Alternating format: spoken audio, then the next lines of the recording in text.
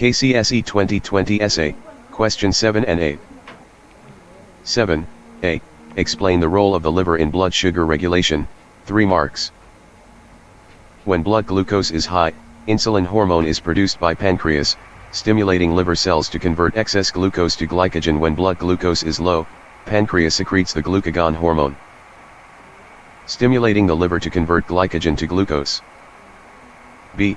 Describe how human blood is adapted to its function, 17 marks. Plasma is the fluid part of blood consisting of dissolved and undissolved substances. The plasma acts as a medium in which various substances are transported in the body. It acts as a medium for various metabolic reactions and plays a role in thermoregulation.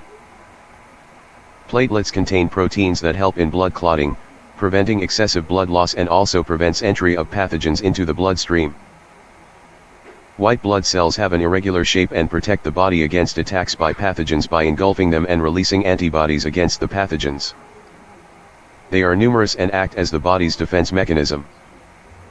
Red blood cells are biconcave in shape to increase surface area for diffusion of gases. They lack nuclei to allow for more hemoglobin packing. Hemoglobin has high affinity for oxygen and are numerous to increase surface area for oxygen transport throughout the body. They have anhydrase enzyme for loading and offloading carbon, 4, oxide. 8. A. Explain how the presence of chloroplasts in guard cells affect the opening of stomata, 5 marks. Chloroplasts are sites of photosynthesis. During the day, photosynthesis takes place. Glucose is manufactured, and being osmotically active, it increases the internal concentration of guard cells, making them turgid and bulge outward, opening the stomata. Chloroplasts are sites for photosynthesis.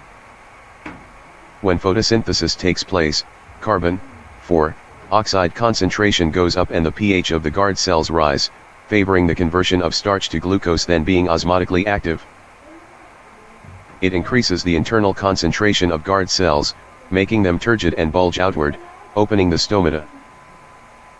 B.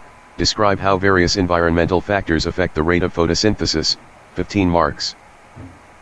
Carbon, 4, oxide concentration.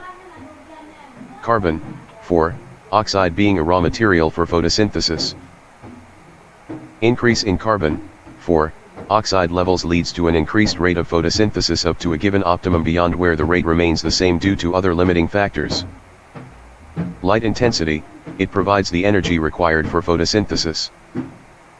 Increase in light intensity increases rate of photosynthesis up to an optimum point, beyond which rate remains the same due to other limiting factors.